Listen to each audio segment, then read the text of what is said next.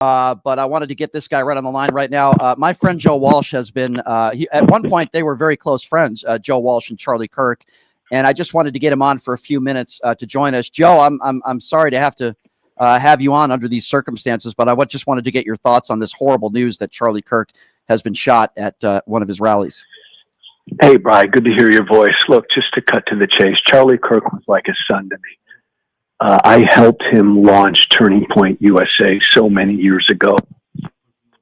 His father, he and I broke up, obviously, with Trump. We went our separate ways, and we went after each other hard on social media over the last 7 or 8 years. But my heart breaks for him and his family, because if you've seen the video, it just doesn't look good. But the only other thought, Brian, is, look, I'm gonna lose my you-know-what if anybody gets political with this, right, and if anybody says either side has a monopoly on political violence. I'm going to lose my you-know-what.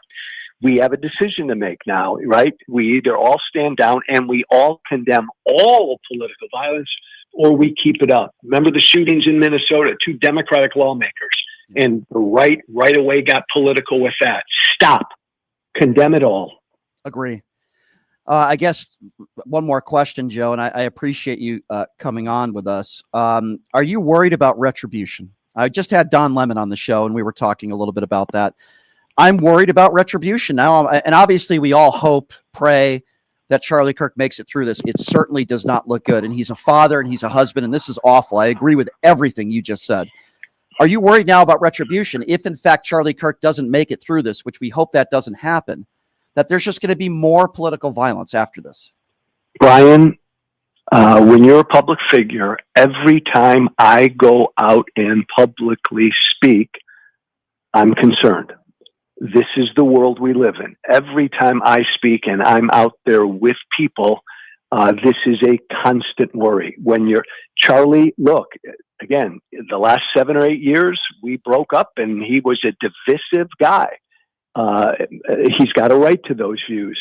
But if you are out there in the public square like I am and so many other people are, this is a constant fear. And my fear is, to your point, it's only going to get worse. Unfortunately, Joe, I tend to agree with you on that. I know at one point you guys were friends, so this has got to be difficult for you as well. He was, Brian, last thing I'll say, he was quite literally my son for 5 or 6 or 7 years. Yeah. What was he like behind? Last question. I'm sorry, Joe. Yeah. What was he like when the cameras weren't on him and he wasn't in public? You know, Charlie Kirk privately, the person. Sometimes people put on an act. I'm not saying he did that, but what is Charlie Kirk like, the person behind the scenes? He was more decent and more real than he came out in public. But again, Brian, I got to make the important distinction. He sold his soul to support Trump, and my son changed publicly and privately. He changed. I hear you, Joe. Hey, I appreciate you taking a couple minutes to come on, my friend. Hang in there, and I appreciate your time, Joe. Thank you so much. Thanks, Brian. Appreciate that. There you go. That's Joe Walsh, everybody. Joe Walsh was one of the people years ago that helped Charlie Kirk get Turning Point USA going.